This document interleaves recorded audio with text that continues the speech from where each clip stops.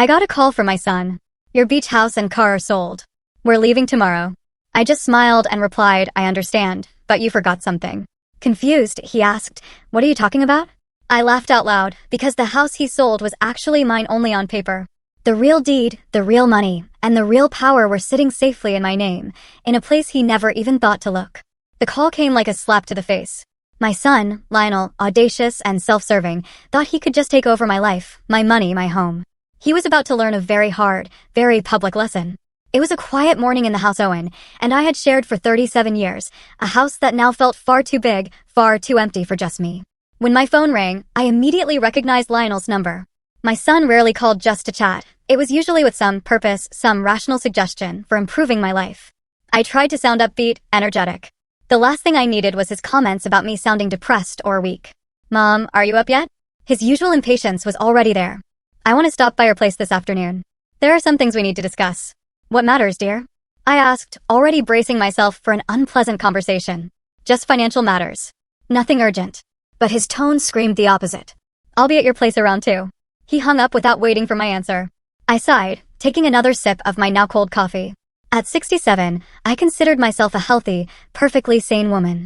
But Lionel, who'd just turned 42, seemed to think otherwise. Ever since Owen passed away 5 years ago, my son had started treating me differently. At first, it was small things. He'd speak louder, slower, as if I were suddenly deaf or couldn't understand English. Then he started explaining the simplest things, how to use an ATM, how to fill out checks, how to set an alarm clock. Things I'd been perfectly capable of doing for the last 50 years. I got up, needing to clean before he arrived. Sometimes I felt like I had to look immaculate, just so he wouldn't find another reason to worry about my condition. This house had always been my pride, a 2-story, 4-bedroom home with a spacious kitchen and a garden I lovingly tended myself. So many memories lived within these walls. But every year after Owen left, the house just felt emptier, quieter. As I made my bed, my gaze fell on our anniversary photo on the nightstand. Owen's eyes looked up at me, full of the same tenderness as the day we first met. Rose, you are the strongest woman I know, he used to tell me. I wonder what he'd say seeing how his son treated me now. Exactly at 2 p.m., the doorbell rang. Lionel was always punctual. I opened it to find him standing with Veronica, my sister-in-law. They were an odd pair, him tall and thin with a perpetually preoccupied frown, her petite, blonde, with a sharp stare and thin lips that rarely curved into a genuine smile. Mom. Lionel gave me a quick hug, then pulled away, eyeing me with an appraising gaze. You look good. Veronica baked you a blueberry pie. Veronica handed me a perfectly neat container. No sugar, she chirped, as if bestowing a great gift. We're watching your health. I thanked them, inviting them into the living room. While Veronica meticulously arranged cups I'd retrieved, Lionel paced, scrutinizing every corner of my home. Mom, how long ago did you call the plumber? There's a stain on your ceiling in the hallway. Looks like a leak. There's no leak, Lionel. I tried to keep my voice calm. It's the shadow from the tree outside. It's always been there. Are you sure? He frowned. I can get my man to check it out. You know little problems can turn into big expenses. I just nodded, knowing it was useless to argue. He was always finding something to fix in my house. Over the past year, he'd already called an electrician, a carpenter, and a gardener, all of whom assured me there was nothing wrong. We finally sat down at the table, and Lionel pulled a folder of papers from his briefcase. Mom, I want to talk about your finances. He used the same patronizing tone he used with his 10-year-old daughter. I checked your bank statements for the last 3 months, and I'm concerned about some of the transactions. My body tensed. I had never given him access to my bank accounts. How did you get my statements, Lionel? He faltered for a second. That's not important. What is important is that you spent too much on things you don't need. Like, why did you send $500 to that online store last month? It was a gift for Faye. I snapped, anger beginning to simmer. A bicycle for my granddaughter's birthday. Mom, $500 is too much for a baby gift. Besides, Faye already has a bicycle. It's a gift for my granddaughter from Iris, Lionel. And no, she didn't have a bike. The one you and Veronica gave her last Christmas was a tricycle. She's 6 now. She's outgrown it. Lionel and Veronica exchanged a knowing glance, and I knew exactly what they were thinking. Asterisk, poor old Rose. She's confused about the facts. Asterisk anyway, Lionel continued, ignoring my remark. I think you need help managing your finances. Since Dad died, your spending has become less predictable. What do you mean? I fought to keep my voice steady.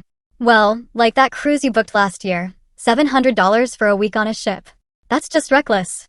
I took a deep breath. That cruise was a gift for me to Iris and her family. We had a wonderful time. Besides, I spent my money I made with your father. That's exactly what I'm talking about, mother. Lionel lowered his voice, as if explaining something to a toddler. You can't just throw money around. Who knows how many years you have left to live?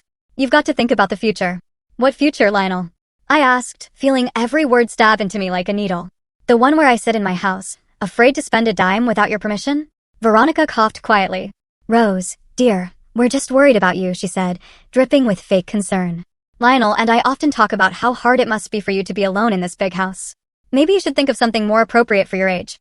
I stared at them both, the truth suddenly crashing down on me. They wanted me to sell the house. My house. The one that was probably the most valuable asset in my portfolio, as Lionel liked to call it. I'm doing just fine in this house, I said firmly. And I don't plan to sell it. No one's talking about selling right now, Lionel said quickly, though his eyes screamed otherwise. But you should start thinking about it. The real estate market is booming right now. What about the beach house? Veronica interjected. Have you been there once in the last 2 years? The beach house was Owen's and my sanctuary. We'd bought it the year before he died, planning to spend our retirement there. That's not what fate had in store. I rarely went after he left. Too many memories. No, but that doesn't mean I want to sell it, I replied, knowing that wasn't entirely true. Lately, I'd been thinking more and more about getting rid of the cabin. But not because Lionel thought it was a rational decision. Mom, the cabin is just sitting idle, losing value. You pay taxes, insurance, utilities. It's all money down the drain. I'll think about it, I said, knowing it was the only way to shut him up. Lionel nodded, satisfied that his words were having an effect, at least outwardly. There's something else.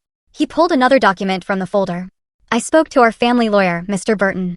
He thinks you should get a power of attorney in case if you need help making important decisions. I felt the blood drain from my face. Power of attorney for you, I assume. It's just a precaution, Mother. Lionel tried to smile, but it looked forced.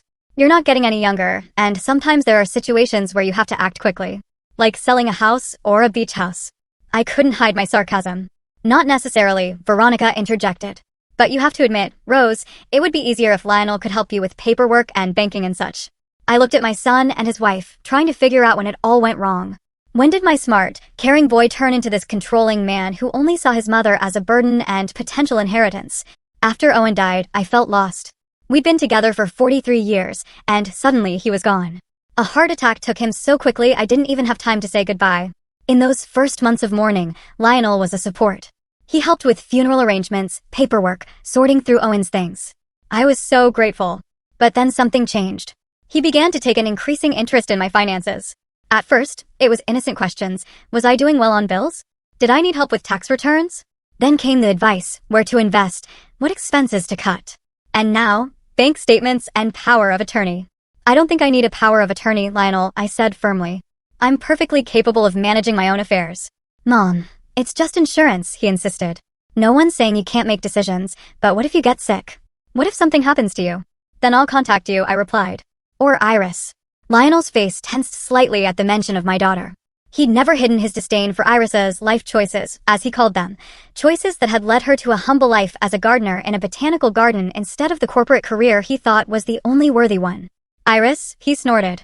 Mom, she's barely managing her own finances. How can she help you? Iris is doing just fine with her life. A wave of anger washed over me. She's happy. Can you say the same? Lionel looked as if I'd slapped him. Veronica put a comforting hand on his shoulder. We're not here to discuss Iris, she said coldly. We're talking about your well-being, Rose. No, you're talking about my money. I stood up from the table. I think we should end this conversation. Lionel stood too, his face flushed with restrained fury. Mom, you're being irrational. I'm trying to help you. I didn't ask for help, Lionel, I said quietly. And I certainly didn't give you permission to check my bank statements. How did you get access to them in the first place? He faltered, then mumbled something about Mr. Burton helping him. Mr. Burton had no right to give you information about my accounts without my consent. My resolve hardened. I'll call him tomorrow. There's no need to bother him, Lionel said quickly. I was just trying to make sure you were okay. You so rarely share the details of your life with me. Because it's my life, Lionel. I met his gaze. And I'm going to live it as I see fit. The rest of their visit was suffocatingly tense. Veronica pretended to enjoy her tea. Lionel flipped through a magazine, pretending not to be seething. Half an hour later, they left, leaving an untouched blueberry pie and a vague promise to continue this conversation later. When the door closed behind them, I leaned my back against it, taking a deep, shaky breath. My heart pounded like I'd just run a marathon. I wasn't used to confronting Lionel. Usually, I just nodded and agreed to avoid conflict. But something was different today. Maybe it was the outright attempt at control, or his condescending remarks about Iris, or just the cumulative effect of years of putting up with his behavior. I walked to the living room and picked up a picture from the mantelpiece, Owen and me on the day we bought this house. We looked so young, so full of hope. "What would you do, Owen?" I whispered, running my finger over his smiling face. I already knew the answer. Owen had always encouraged me to be strong and independent. "You're not just my wife, Rose," he often said.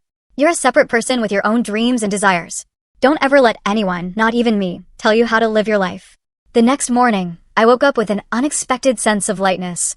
The previous day, despite the unpleasantness with Lionel, had awakened a long-forgotten resolve in me. Over my morning coffee, I looked through my planner and smiled. An upcoming visit to Iris. My daughter, Iris, was the complete opposite of her brother. Where Lionel was calculating and ambitious, she was spontaneous and enthusiastic. Where he sought material success, she sought harmony and joy in simple things. Though I loved both my children, in recent years, it was my interactions with Iris that truly warmed my heart. I packed quickly, deciding to go earlier than planned. Visiting Iris always lifted my spirits. And today, I really needed that boost of positive energy. The botanical garden where she worked was only a 20-minute drive. As I entered, I was greeted by the familiar scent of flowering plants and moist earth. I knew I'd find her in the rose garden, her favorite part, and one she tended with special affection. And there she was, bent over a rose bush, carefully trimming wilted buds. In her wide-brimmed straw hat, gardening gloves, and simple linen dress, Iris looked so natural and peaceful that my heart swelled with pride. Her blonde hair, gathered in a simple ponytail, glowed golden in the morning sun. "Mom," she exclaimed when she saw me. "You're early today." She took off her gloves, rose from her knees, and hugged me tightly. She smelled of earth, roses, and something fresh that always made me think of youth. "I thought I'd catch you at work," I smiled. "Do you mind?" "Of course not. Just finishing up this section. Wait a minute, and we can go for tea." I sat on a nearby bench, watching how deftly and confidently Iris handled her tools. Her movements spoke of love and years of experience. It was hard to believe Lionel had once scoffed at her decision. "How can you spend 4 years in college only to end up digging in the dirt?" I remembered him saying. I couldn't find anything to say back then. I just pressed my lips together. Now, looking at my daughter, I could see how right she was to follow her true calling. A few minutes later, Iris finished, put away her tools, and came to me. "Come on, Mom. We have fresh blueberry pastries in the cafeteria today." We walked through the garden to the small cafeteria. Iris was truly her own person here. Staff greeted her by name. Visitors often stopped to ask her questions. As we settled at a table in the corner with herbal tea and muffins, Iris looked at me carefully. "Is something wrong, Mom? You look like you've decided something." I always marveled at her ability to read my emotions. While Lionel seemed to see only what he wanted to see, Iris always noticed what was lurking beneath the surface. "Lionel came by yesterday," I sighed. "With Veronica." "Oh." Iris frowned slightly. "What did they want this time?" I recounted the whole conversation, Lionel's attempt to get power of attorney, his relentless push to sell the house and beach house. Iris's face grew more and more serious with each word. "This is out of line, Mom," she said when I finished. "He has no right to interfere in your life like this." "I know. And yesterday was the first time I really let him know it." Iris raised her eyebrows in surprise. "You did? What did you say?" "That it's my life, and I'll live it as I see fit." I felt a surge of pride remembering my firmness. Iris reached across the table and squeezed my palm. "I'm proud of you, Mother. I know how hard it is for you to stand up to Lionel. He's always had a way of pushing people around." We finished our tea, and Iris suggested we walk to the greenhouse to see her new orchid collection. On the way, we discussed everyday life, her work, my classes, the latest news. "How are Brad and Faye?" I asked as we entered the warm, humid greenhouse. Iris's face brightened at the mention of her husband and daughter. "Great. Brad's working on a big project right now, the electrification of a new industrial complex. He's in charge of the whole electrical system there. He got all these special permits last year, and now he's literally the most sought-after specialist on the market," she said with genuine pride. "And Faye, she won the school science competition last week. Just like me, she loves plants." I smiled, picturing my granddaughter studying leaves or flowers. "I need to come visit you all," I said. I haven't seen Faye and Brad in a while. Actually, Iris stopped in front of a display case of purple orchids, but she wasn't looking at the flowers, she was looking at me. "I wanted to invite you over for dinner tonight. We have some news we'd like to share with you." There was an excitement in her voice that intrigued me. "Of course, I'd love to come. Something good, I hope." "Very." Iris smiled mysteriously. "But the rest is for dinner. Be there at 6. Brad will be making his signature lasagna. After the greenhouse, Iris showed me the new Japanese rock garden she'd been working on. We spent another hour walking the grounds before I headed home to get ready. At 6 p.m. sharp, I parked in front of the modern Brooklyn Heights apartment complex. It was an impressive structure, tall towers of glass and concrete surrounded by meticulously planned green spaces. Iris and her family had recently taken out a mortgage on an apartment here, and I still hadn't quite gotten used to the idea that my daughter, who'd chosen such an unprofitable profession, was living in one of the city's most prestigious neighborhoods. Faye met me at the front door. My granddaughter literally flew out as soon as she saw my car. "Grandma," she rushed to me, wrapping her arms around my waist. "Come quickly. Daddy is making lasagna, and I helped with the salad." I hugged her, marveling at how fast she was growing up. At 6, Faye was a carbon copy of Iris at the same age. The same lively brown eyes, the same blonde hair, the same boundless energy. We took the elevator to the 10th floor, and Faye led me down the hall to apartment 104. As soon as the door opened, the rich scent of Italian spices and freshly baked bread enveloped me. Brad came out of the kitchen, wiping his hands on a towel. Tall, broad-shouldered, with close-cropped blonde hair and kind eyes, he always reminded me of Owen's younger brother. "Rose," he hugged me. "It's good to see you. How was your trip?" "Fine, thank you, Brad. It smells delicious." "I hope it tastes good." He grinned. "Faye, show Grandma your new drawings while I finish dinner." Faye pulled me into the living room, where a gallery of children's drawings was spread on the coffee table. While she enthusiastically explained each sheet, I looked around. It was a spacious, bright two-bedroom apartment with panoramic windows overlooking the city park. Modern furniture, minimalist design, but filled with personal touches, family photos, books, travel souvenirs, children's crafts, live plants in every corner. There was an atmosphere of love and comfort that was sorely lacking in Lionel and Veronica's perfectly furnished, but cold, home.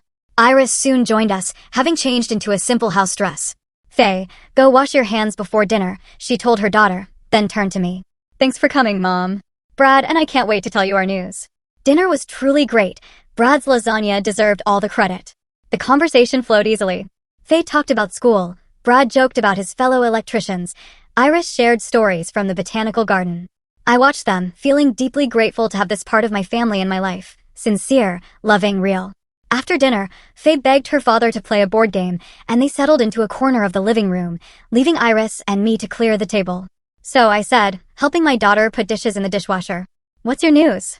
Iris glowed with happiness. "Remember I told you that we have a great apartment in our complex? It's on the 9th floor, right below us. A bedroom and a studio kitchen with a terrace and a view of the park." She paused for a moment, then added with obvious excitement, "Brad and I were thinking, maybe you'd like to move there? To be closer to us," to Faye. I looked at her in surprise. "Move here?" "Yes." Iris took my hands. "Mom, it's a brand new complex with everything you need. Stores, cafes, a fitness center, even a small clinic and pharmacy, and a park right outside. And we'll be right next door, just one floor up." I was so taken aback by the offer that I didn't answer right away. "But Iris, it's very expensive, and I have a house that's too big for you alone," she said softly. "And one that requires constant upkeep. Think how nice it would be to have no worries about a leaky roof or clogged pipes. Everything new, modern, comfortable." Brad, noticing our serious conversation, left Faye with the game and came over. "Had Iris told you about our idea yet?" he asked with a smile. "Rose, this really is a great place. I've seen this apartment. It's not as big as ours, but it's very cozy and thoughtful. A real gem. But how can I afford an apartment like that?" I asked. "Even if I sell the house and the beach house together are worth a lot more than this apartment." Brad explained, "You could buy it without a mortgage and still have money left over." I thought about it. I'd resisted selling the house before, especially when Lionel had suggested it. But now, when the offer was coming from Iris and Brad, and it wasn't just about selling, but about starting a new chapter with a part of the family that truly appreciated me, it sounded tempting. "Let me show you." Iris pulled a glossy booklet from a cabinet drawer and spread it in front of me. The pages showcased modern, bright apartments with panoramic windows, stylish furniture, and beautiful views. Then she showed me a plan of the complex. A park, a pond, bike paths, cafes, stores, all sorts of amenities. "And here's our apartment," she pointed to a floor plan. "And here's the one on the 9th floor we're talking about." I studied the booklet, and with each page, the idea seemed more and more attractive. Living in a modern apartment without the worries of maintaining a big old house, being close to Iris, Brad, and Faye, having access to all the infrastructure of the complex, and, importantly, disposing of my property as I chose, not at Lionel's behest. That's very tempting, I admitted, but I need time to think about it. It's a big decision. Of course, Mother. Iris hugged me. We just wanted you to know about the possibility. Brad and I have been thinking about it ever since we saw the ad for that apartment. Imagine how great it would be. Faye could come over after school. We could have dinner together, go to the park, and no Lionel telling you what to do and how to do it. Brad added with a slight chuckle. Faye wrinkled her nose when she heard her uncle's name. Uncle Lionel is always so serious, she said with her usual childlike candor. And Aunt Veronica never really smiles. Faye. Iris tried to look stern, but I could see she was holding back laughter. Don't talk about relatives like that. But it's true. Faye insisted. Grandma, if you live near us, we can see each other every day. Looking at my granddaughter's enthusiastic face, I felt something warm blossom in my chest. Maybe this really is what I need. A new beginning, next to people who truly love me. Not for what I can give them, but just for who I am. I'll seriously consider your offer, I said. And it was true. And I'll call a realtor tomorrow to see what my house and beach house might be worth. Iris glowed, and Brad nodded approvingly. The rest of the evening passed in a warm family atmosphere. Faye and I played chess. I let her win. Brad showed pictures of his new project, and Iris shared her plans for a small garden on their patio. When it was time to leave, I felt a lightness and peace of mind I hadn't had in a long time. On the way home, I couldn't stop thinking about Iris's proposal. The Brooklyn Heights complex really did look impressive. Modern, comfortable, with well-developed infrastructure. To live close to my daughter and granddaughter, to see them every day, to be a part of their lives, this thought filled me with joy. And yet, the decision to sell the house where I'd spent most of my life with Owen wasn't easy. So many memories, so many stories held within those walls. But maybe it was time to move on, to start a new chapter, leaving the past behind, keeping only the memories in my heart. The next morning, I called Hugo Prescott, the realtor Owen, and I had worked with when we bought the beach house. Hugo had always been known for his attention to detail and honesty. Rose, what a nice surprise. His voice was warm and sincere. What can I do for you? Hugo, I'm thinking of selling the beach house and maybe the main house, too, I said, surprised at my own determination. Could we meet to discuss the details? Sure, he agreed immediately. I can stop by this afternoon if it's convenient for you. We arranged to meet at 2 o'clock, and I spent the morning gathering paperwork for both houses and the car. The thought of saying goodbye to the place I'd lived most of my life brought mixed feelings. But every time doubt started to overwhelm me, I remembered Faye's bright face, talking about how great it would be to see each other every day, and my resolve returned. At exactly 2 o'clock, Hugo's car pulled up. Punctuality had always been one of his strong points. I made tea and cookies, and we settled in the living room. So, Rose, tell me more about your plans. Hugo pulled out a notebook and pen. I told him about Iris's offer, the 9th floor apartment, and my desire to start a new chapter. Brooklyn Heights is an excellent choice, Hugo nodded approvingly. It's one of the most prestigious new developments in the city. The quality of construction is top-notch, and the infrastructure is excellent. What do you think of my idea to sell both houses and my car? I asked. Would I get enough to buy an apartment there? Hugo tapped his pen thoughtfully. Let's do the math. The real estate market is booming, especially for a property like your beach house. Close to the water, good condition, it's very valuable. Your main house is in a great neighborhood too. And despite its age, it's well maintained. As for the car, how old is it? 5, I answered. But the mileage is low and I rarely drove long distances. Hugo made a few notes, then looked up and smiled. Rose, I'm pretty sure the proceeds from the sale will more than cover the cost of the Brooklyn Heights apartment. Even with all the taxes and fees, you'll have a decent amount of money left over. Something inside me relaxed. It was one thing to dream about moving, but another to know that it was financially possible. Okay, I nodded. Where do we start? I suggest we start with the beach house, Hugo said. It would be easier to sell, and it would give us an idea of how the main house would go. Can I go and see it in the next few days? Sure. I hadn't been there in a while. A pang of guilt. Owen had loved the cabin so much, and I'd almost abandoned it after he died. Maybe it could use a little work. Don't worry about it, Hugo assured me. I know some great contractors who can fix it up in no time. As for the car, I can recommend a reliable used car dealer. We agreed to see the beach house the next day, and Hugo left, leaving me feeling like I had just taken the first step toward a new life. The beach house tour went better than I expected. Even though I hadn't visited in over a year, the local support staff Owen and I had hired back when we bought it had done a good job. The cottage was clean, well-maintained, and only minimal cosmetic repairs were needed. Hugo took photos, measured rooms, and wrote a detailed description. Rose, I think we can put it on the market next week, he said as we drove back. With any luck, we'll find a buyer pretty quickly. Properties like this are going fast right now. And so it was. Within 10 days of the house appearing on real estate websites, we had 3 potential buyers. The young couple who eventually made the best offer fell in love with the house at first sight. It's exactly what we were looking for, said the woman, Elizabeth, looking out over the ocean view terrace. A place to escape from the hustle and bustle of the city. As I watched her and her husband, Nathan, make plans for the cabin, I felt a strange sense of relief. This cabin deserved to have laughter again, to be filled with life and love. Owen would be pleased. The beach house deal went smoothly and quickly. Elizabeth and Nathan paid even more than we had originally asked for. That's how much they liked the place. My car also sold for a good price.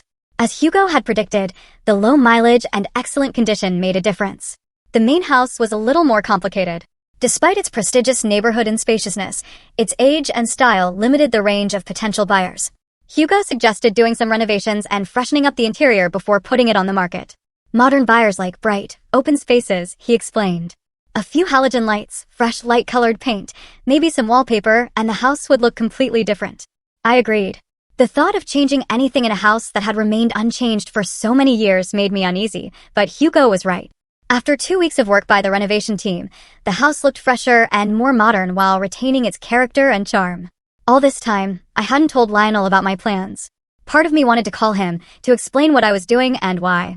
But the other part, the part that was still hurt by his attempts to control my life, preferred to keep it a secret until the last moment. After all, I didn't have to answer to him about my decisions. Iris, on the other hand, was in the loop every step of the way. She helped me sort through my belongings, deciding what to take to my new apartment and what to give away, sell, or throw away. It was a strangely liberating process to sift through decades of accumulated items, leaving only the ones that really mattered. Are you sure you want to get rid of this stuff? Iris would ask, every time I set aside something she thought might have sentimental value. I take my memories with me, dear, I answered. And things are just things. There were exceptions, of course. Photographs, Owen's letters, a few special pieces of furniture that could fit in the new apartment. But most of what filled my and Owen's home was stuff I was ready to leave behind. Finally, almost 2 months after my first conversation with Hugo, there was a buyer for the main house, a married couple with 2 teenage children who were looking for a spacious home in a good neighborhood. They made an offer slightly below the asking price, but after a little negotiation, we came to an agreement that suited both parties. Congratulations, Rose, Hugo said as we signed the final papers. You've just successfully sold all your real estate, and I must say, at a very good price. I felt a strange mixture of emotions, relief, excitement, a slight sadness, and above all, a profound sense of freedom. For the first time in years, I was completely free from the obligations and responsibilities of homeownership. It was frightening and exciting at the same time. You won't regret it, Mom. Iris hugged me. We'll be so close. Faye will be able to come over after school. We'll have dinner together, go to the park. I know, honey. I hugged her back. And I'm not sorry anymore. On the way home to the house that would soon no longer be mine, I thought about how my life had turned. Just 2 months ago, I'd been overwhelmed by Lionel's attempts to control me, feeling old and helpless. And now I had sold 2 houses and a car, bought a new apartment, and was getting ready to start a whole new chapter. The money from the sale really exceeded my expectations. After buying the apartment and setting aside funds for a new, smaller car, I had a substantial amount left over. And I already had plans for that money. I decided to pay off most of Iris and Brad's mortgage. They deserved it, not only for their kindness and caring, but for pushing me to take this drastic step.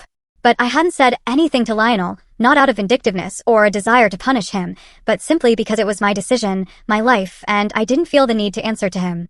That evening, sitting in my nearly empty living room, most of the furniture already sold or given away, I felt a strange lightness. It was as if by getting rid of things, I was also shedding the weight of the past, of expectations and conventions. In the silence of the empty house, I could finally be honest with myself. I was ready for a change. Ready to put the past behind me and step into the future, a future of my own choosing. Lionel's call came early the next morning, just as I finished breakfast. For the past few weeks, I had been completely immersed in preparing for the move. Most of my belongings were boxed up, some furniture sold, the rest marked with stickers. New apartment, Iris's, thrift store, dump. Seeing my son's name on the screen still made me feel slightly uneasy. We hadn't spoken since the day he'd tried to convince me to sign the power of attorney. He'd called a couple of times, but I hadn't answered, not feeling ready for another conversation about my financial security. Good morning, Lionel, I said, trying to keep my voice neutral. Mom? He sounded unusually excited. I finally got through to you. I have great news. What news? I asked, feeling my muscles tense. I sold your beach house and car. His tone was so smug, I could almost see him leaning back in his chair, smiling in satisfaction. Got a very good price for both. Given the state of the market, it was the perfect time to sell. I was silent, trying to comprehend what I was hearing. Lionel had sold my property I no longer owned, which I had sold 2 months ago. "Are you there, Mom?" he asked when the pause lengthened. "Yes, Lionel, I'm here," I answered slowly. "And I'm trying to figure out how you managed to sell something that doesn't belong to you." "What?" There was confusion in his voice. "What are you talking about?" "We talked about this. Remember when I said the beach house was just losing value and your car was too big for a single woman your age? We discussed it, but I didn't give you permission to sell it," I said, feeling a strange calm grow inside me. "And more importantly, I sold both the house and the car 2 months ago." There was a long pause. I could almost hear the gears turning in my son's head, trying to make sense of this. "What?" he finally squeezed out. "Is this some kind of joke? You didn't have a, how did you even?" "I worked with Hugo Prescott," I explained. "Remember him? He helped me and your dad when we bought the beach house. Very competent realtor." Lionel seemed speechless. "Why? Why didn't you consult me? Why didn't you consult me before you sold my property?" I asked back, my voice calmer than I expected. Another pause. This time, I could hear Lionel breathing heavily.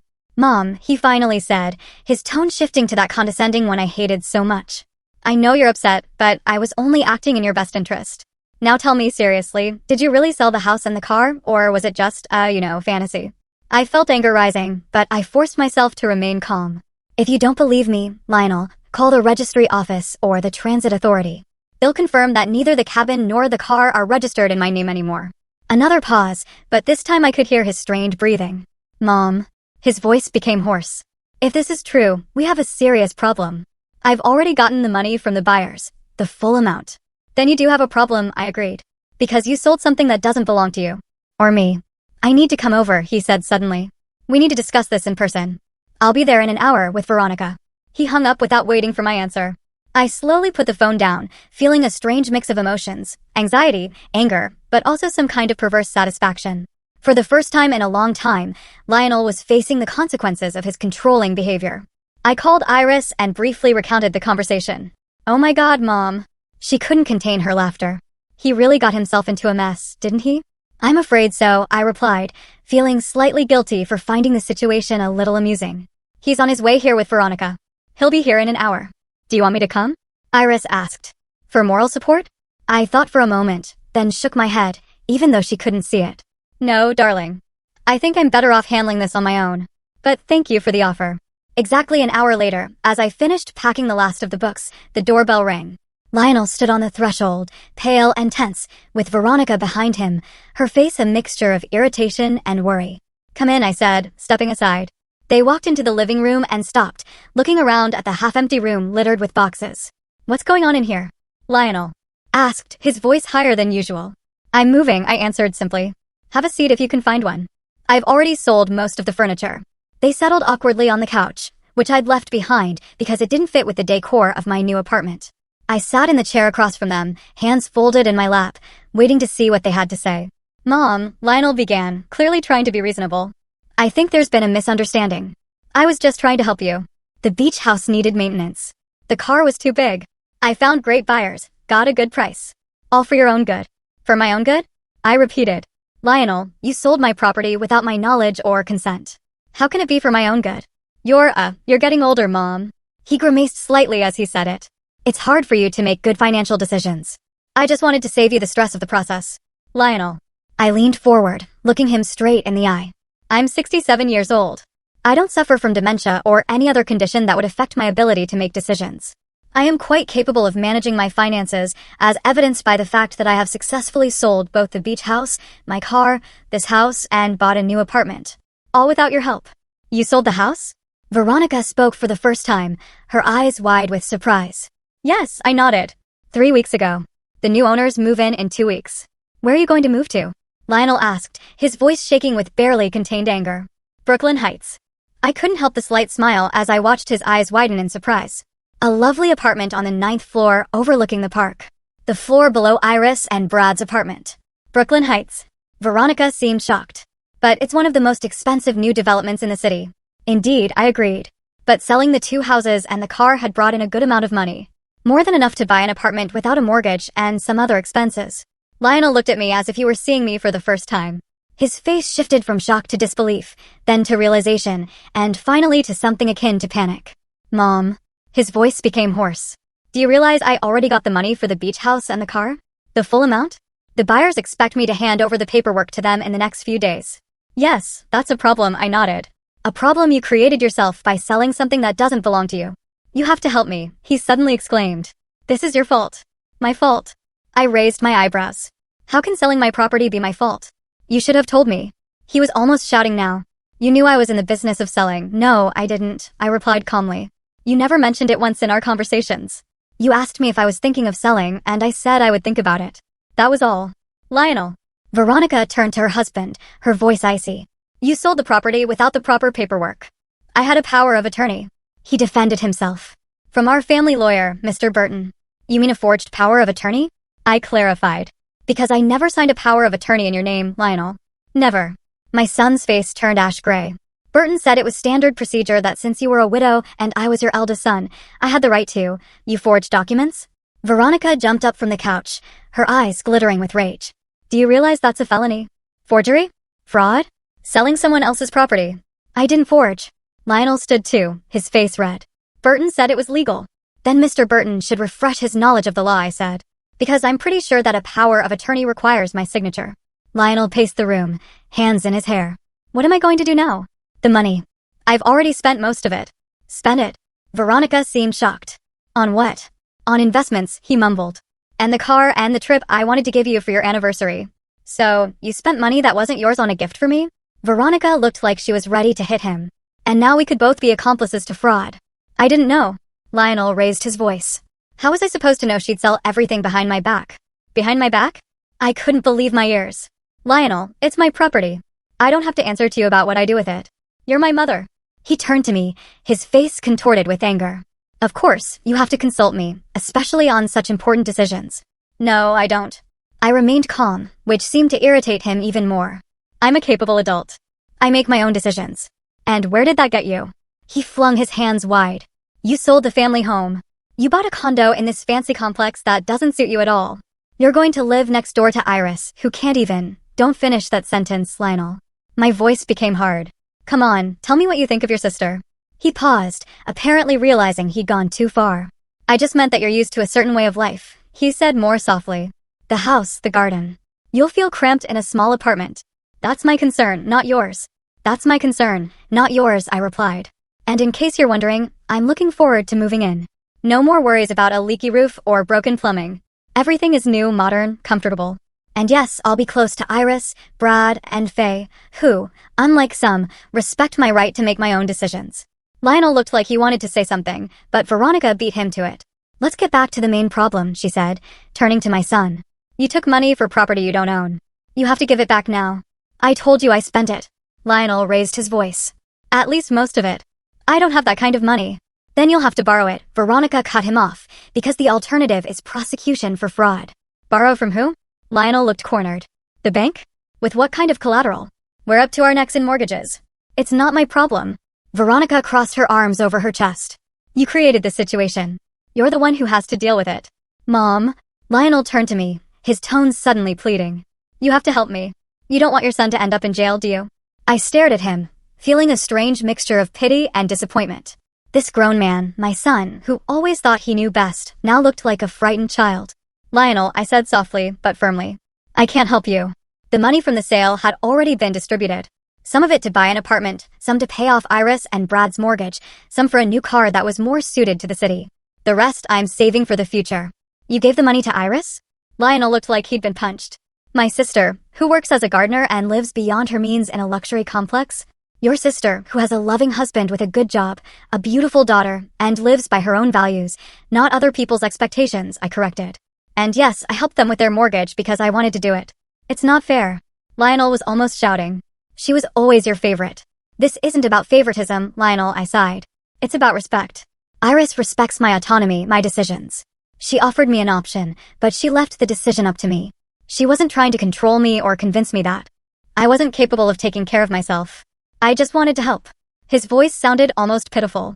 No, I shook my head. You wanted to control. That's different.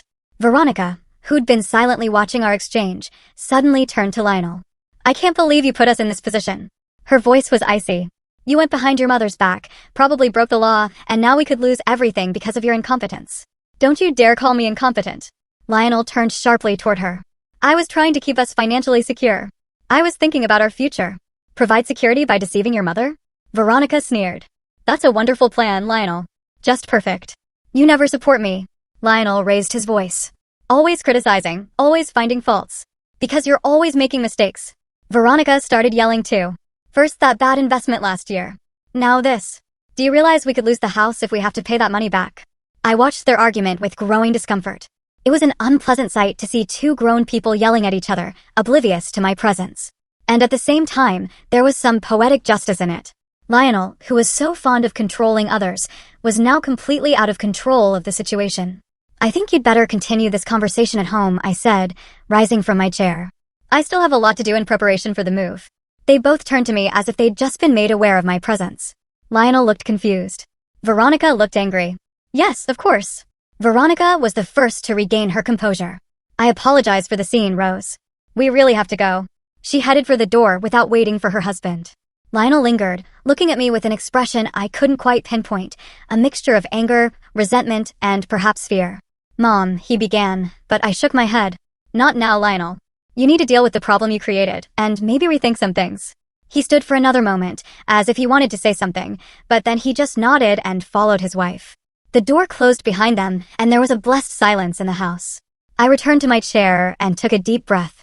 Strangely, I felt no gloating or satisfaction that Lionel was in this situation, only fatigue and a slight sadness. After all, despite his flaws, he was my son. And it pained me to see how his own actions had led him to such a crisis. But at the same time, I felt strangely relieved. It was as if the last threads that bound me to the past, to a life where I let others decide for me, had finally been severed. I was free. Not only from extra stuff in a house that was too big, but also from expectations and control. In 2 weeks, I was moving into my new apartment in Brooklyn Heights. And despite the drama that had just played out in my living room, I was looking forward to this new beginning. Moving day was surprisingly sunny and warm for early fall. The movers had already loaded the last of the boxes, and I took one final walk around the house I'd lived in for nearly 4 decades. The empty rooms echoed my footsteps, and I felt a strange mixture of nostalgia and relief. Goodbye, I whispered, standing in the doorway of the bedroom where Owen and I had spent so many nights. Thank you for everything. I didn't cry. All the tears had been cried before, in those first months after Owen's death, when every corner of the house reminded me of him. Now, I was ready to move on. Ready to start a new chapter. When I closed the front door behind me, Iris was already waiting by her car, ready to escort me to my new home. Are you okay, Mom? She asked, hugging me tightly. More than okay, I smiled. Let's go. Brooklyn Heights welcomed us with activity, people strolling, sitting in cafes, exercising. The place pulsed with life, and I felt a surge of energy just being there. My apartment on the 9th floor was exactly as I remembered it, bright, spacious, perfectly laid out. But now that my furniture and personal belongings had been moved in, it was truly mine. The panoramic windows filled the space with light, and the terrace had a wonderful view of the park. What do you think? Iris stood next to me, watching my reaction. It's perfect, I said. And it was the truth. The next few days passed in a flurry of settling and unpacking, arranging furniture, hanging pictures. Iris, Brad, and even little Faye helped, turning the work into a family activity. Grandma, look. Faye exclaimed, pulling an old picture of Owen from a box. I found a picture of Grandpa. It'll look good right here on the dresser. That's a great idea, sweetie. I kissed her head, touched by her thoughtfulness. By the end of the week, the apartment was completely organized and looked as if I had always lived here. It was a strange, but pleasant, feeling to start fresh in a new place, while maintaining a connection to the past through carefully selected objects and photographs. Life in Brooklyn Heights was even better than I expected. The complex's infrastructure was thoughtfully designed, from the 24-hour concierge to the gym and pool. Within the first month, I discovered yoga for seniors, a book club, and weekly movie nights at the community center. You look happy, Mom, Iris remarked one evening as we sat on my patio, enjoying tea in the sunset. I do feel happy, I admitted, truly, for the first time in a long time. Every morning I woke up with a sense of anticipation. What would the day bring? Who would I meet? What new things would I learn? This energy and curiosity reminded me of my youth, of the time before marriage, when the whole world seemed full of possibilities. I became fast friends with several neighbors, especially Eleanor, a 70-year-old former literature teacher who lived next door. We often went to yoga together and then for coffee, discussing books, movies, and life in general. You know, Rose, she once told me, at our age, starting something new is an act of courage. Most people just cling to the old and familiar, even if it makes them unhappy. Her words made me think of Lionel. After that memorable day when he found out about my move, we hardly spoke. He called a few times, but the conversations were tense and short. I knew from Iris that he was facing serious financial problems due to the need to pay back the defrauded buyers. He took out a loan against the house, my daughter told me, and he and Veronica seem to be fighting about it all the time. She accuses him of incompetence. He snaps back. It's not a very pleasant situation. I felt regret, but not guilt. Lionel had created this problem by his own actions, by his desire to control my life. And while it pained me to see my son suffer, I realized I couldn't save him from the consequences of his own decisions. My life, meanwhile, was taking on a new rhythm and meaning. I began volunteering at the local library twice a week, helping with the children's reading program. It reminded me of when Iris and Lionel were little, and I would read to them before bedtime. I also enrolled in a watercolor painting class, a hobby I had always dreamed of but never found the time for. It was a special joy to spend time with Faye. Now that I lived so close, she would often drop by after school, and we would spend time together until Iris and Brad got home. We'd bake cookies, play board games, sometimes just sit on the patio watching the birds and squirrels in the park. Grandma, I'm so glad. You live close by now, Faye said to me one day when we were making Thanksgiving cards. I used to see you only on weekends, but now I see you every day. Her words warmed my heart. I, too, was grateful for this opportunity to be a real part of my granddaughter's life, to see her grow and develop, to participate in her daily joys and anxieties. One day, about 3 months after I moved in, I was returning from morning yoga when Michael, the concierge, stopped me in the lobby. Mrs. Holloway, you have a visitor, he informed me with slight awkwardness. Your son. He's been waiting for about half an hour, but I didn't want to disturb you during class. I was surprised. Lionel had never come to Brooklyn Heights before, much less unannounced. Thank you, Michael. Where is he? In the lobby bar. The concierge pointed to the glass doors. I told him I couldn't let him upstairs without your permission, as you requested for all visitors. I nodded, grateful for the strict adherence to security rules. One of the perks of living in Brooklyn Heights was exactly that. No one could just go upstairs to the living area without a tenant's approval. Lionel sat at the bar, sipping his coffee and nervously checking his cell phone. He didn't look good, pale, gaunt, with circles under his eyes. When he saw me, he stood up abruptly, nearly knocking over his cup. Mom, finally, he said with relief. I thought you were avoiding me. I was at yoga, I explained, sitting down at a table away from the other customers. You could have called before you came over. Lionel sat across from me, his gaze roving restlessly over the stylish interior of the lobby bar. It's a beautiful place, he said finally. Impressive. Yeah, I like it here, I nodded. What brings you here, Lionel? He hesitated, then blurted out, Mom, I need your help. I waited for him to continue, though I already knew what he was talking about. The situation is complicated, he said, avoiding my eyes. The loan I took out to pay back the buyers, the interest rate was higher than I bargained for. And Veronica, she left me. She filed for divorce. I felt a pang of regret. Despite our differences, Lionel was still my son, and it pained me to see him suffer. I'm sorry to hear that, I said sincerely. Yeah, he grinned bitterly. She said she could no longer live with a man who was not only incompetent financially, but also so arrogant that he refused to admit it. He was silent for a moment, gathering his thoughts. Mom, I know you have money left over from selling the houses. I need a loan to refinance the loan. I'll pay it back with interest as soon as I stabilize the situation. I looked at my son for a long time. Sitting in front of me was the man who always thought he knew best how to live my life, how to manage my money, how to make my decisions. A man who had tried to control my life under the pretense of caring. And now he was in a situation he couldn't control. Lionel, I said softly, but firmly, I can't give you that money. Why not? His face contorted with resentment. You helped Iris with the mortgage. Why can she and I can't? It's not a matter of can or can't, I explained. The point is, you don't need financial help.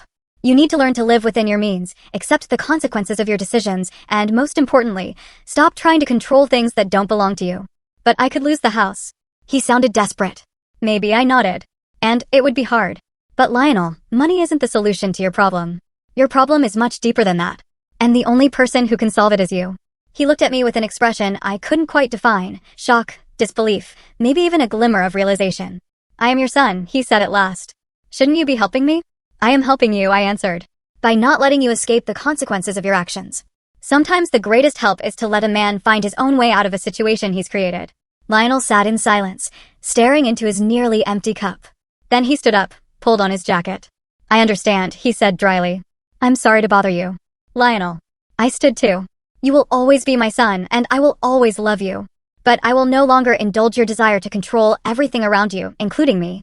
When you're ready for a relationship based on mutual respect, I'll be happy to see you." He nodded without looking at me and headed for the exit. He stopped at the door as if he wanted to say something, but then he just walked out. I went back to my apartment, feeling a strange mixture of sadness and calm. Talking to Lionel was hard, but necessary. And perhaps, in the long run, it was the best thing I could do for him, give him a chance to grow up by facing the consequences of his actions. That evening, Iris, Brad, Faye, and I had dinner together, as we did almost every night now. After dinner, when Faye went to her room to do homework, I told them about Lionel's visit. "He's really in a bad situation," Iris sighed. "But you did the right thing, Mom. Lionel needs to learn to take responsibility for his actions." "I know," I nodded. "But that doesn't make the decision any less painful."